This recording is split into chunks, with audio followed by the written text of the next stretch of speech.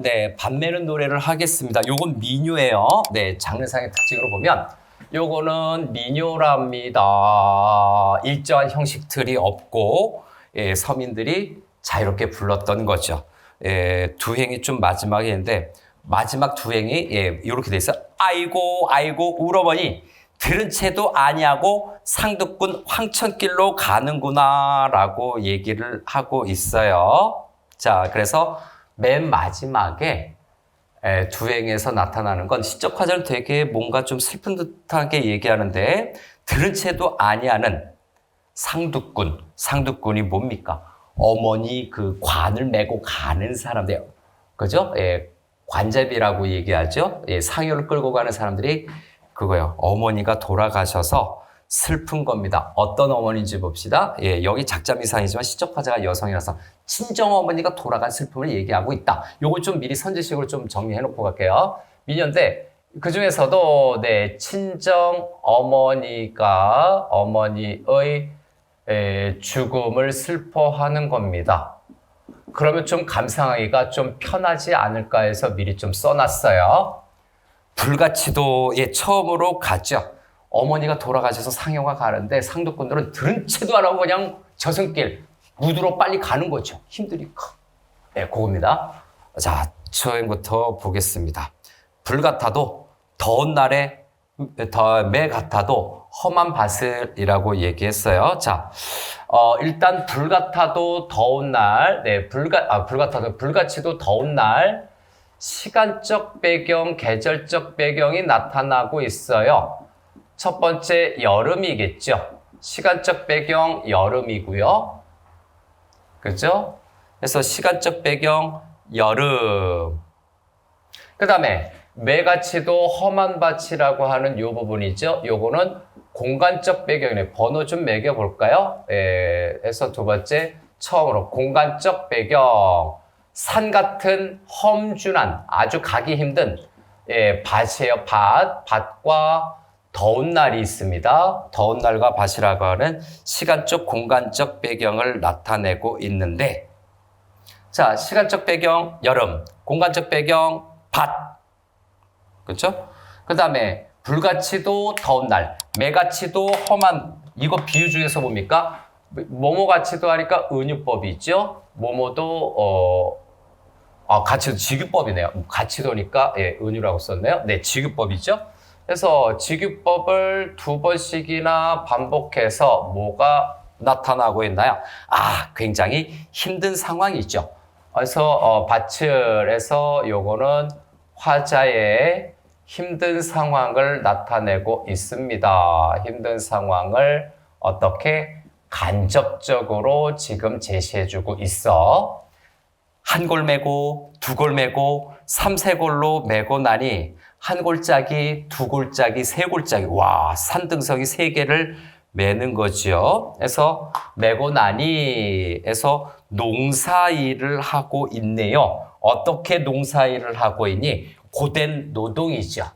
한 골 메고 두 골 메고 세 골 맨다라고 해서 점층적인 건데 어쨌든 힘든 농사일을 하고 있는 거죠. 힘든 농사일을 하는 모습 또는 요 농사일을 노동이라고도 볼 수 있죠. 농사일을 하는 모습이겠습니다. 농사일 상황이라고 써놓을게요. 계속해서 힘든 농사일을 하고 있는 상황인데 땅이라 내려다 보니 먹물로 품은 듯하고 자, 땅이라고 하여 내려다 보니 새까만 물을 지니고 있는 듯하고 하늘이라 쳐다보니 별이 층층이 나왔구나 라고 해서 이거는 뭡니까? 먹물로 품은 듯? 자, 먹물로 품은 듯 밑줄 그 다음에 별이 총총인데 먹물로 품은 듯 일단 직유법이죠. 먹물로 품은 듯은 이건 뭡니까? 시간적 배경이 밤이라는 뜻입니다. 역시 또 시간적 배경으로 따져보면 밤 시간인 거야. 시간적 배경 밤 시간. 그죠? 네, 시간적 배경, 시간의 흐름이고요. 그 다음, 별이 총총 났구나 라고 해서 별이 총총 났다. 이것도 시간적 배경 밤을 나타내는 거죠. 이렇게 시간적 배경 밤. 그래서 먹물로 품은 듯해서 별이 총총으로 가는 거니까 이게 1번이라고 본다면 여기서 시간의 흐름이 나타나고 있는데 시간의 흐름을 뭘로? 배경묘사로 제시하고 있다. 아, 표현법 좋다. 배경묘사로 표현하고 있어요. 배경묘사를 통해서 시간적 흐름을 표현하고 있다. 어쨌든 배경묘사를 밤으로 한 건 뭡니까? 오랫동안 노동했다고. 즉 낮부터 아침부터 오랜 시간 밤까지 밤까지 여기에서는 뭡니까? 밤까지 농사 일을 했다라고 하는 거죠. 농사 일을 하는 고된 현실이 나타나고 있어요. 네, 고된 현실이 나타나고 있죠. 그 다음 아마 시집살이 하는 것 같지. 행주치마 떨쳐있고 집이라고 돌아오는데 자 여기서 행주치마가 있는 걸로 봐서 요 소재가 바로 시적 화자가 남성이 아니라 시적 화자는 여성이구나 라고 하는 것을 짐작할 수 있게 하고 집이라고 돌아왔다는 건 친정일까 시댁일까 아무튼 지금 지내는 거죠. 그래서 네 집이라고 돌아오니 하는 요 부분에서 집이라고 하는 요거 하찮은 표현이거든.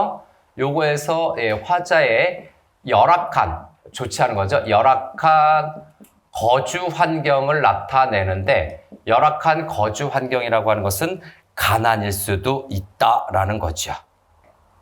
시어머니 하신 말씀 아가가 며느라가 무슨 일로 그렇게 늦게 했느냐라고 해서 이게 걱정인지 칭찬인지 모르겠어요. 어쨌든 왜 그렇게 늦었느냐라고 하는 건데 그죠? 아가가 시어머니 하신 말씀이니까 이렇게 큰 따옴표 두고 왔다 여기까지 해서 시어머니가 말씀을 하신 내용이 여기 이렇게 나오는 거예요. A 부분적으로 며느라가에서 며느리를 붙여 쓰긴 했지만 이런 식으로 볼 수 있는데 정식 AAB는 아니에요. 무슨 일로 그렇게 왔느냐 해서 타박하는 것이 아니라 친정어머니 죽었다. 쇼킹. 친정엄마가 돌아가셨어. 슬픈 상황이 나타나고 있죠. 그래서 이 부분은 시어머니의 말씀을 인용하고 있고요. 네, 인용하고 있고요. 시어머니의 죽음의 소식을 들었죠. 그래서 이 중략 부분 다음의 내용이에요. 그래서 여기다 볼까요? 네, 중략 이후에 관련 내용이 바로 이겁니다. 내용을 암시하고 있는 부분이 친정어머니 죽었다예요. 거기에 따른 정서가 나타나겠지. 아이고 한번 봅시다. 아이고 답답 울 엄마요. 살아생전 못 본 얼굴 하는 부분으로 넘어갑시다. 그래서 아이고 하는 부분이죠. 요거 슬픔의 정서가 느껴지죠. 네, 슬픔의 정서가 나타나는 거죠. 또는 살아생전 못 본 얼굴 요거는 뭡니까? 시집 가서 제대로 못 오는 거죠. 제대로 못 오는 겁니다. 그래서 어머니의 죽음에 대한 또 안타까움이 나타나고 있어요.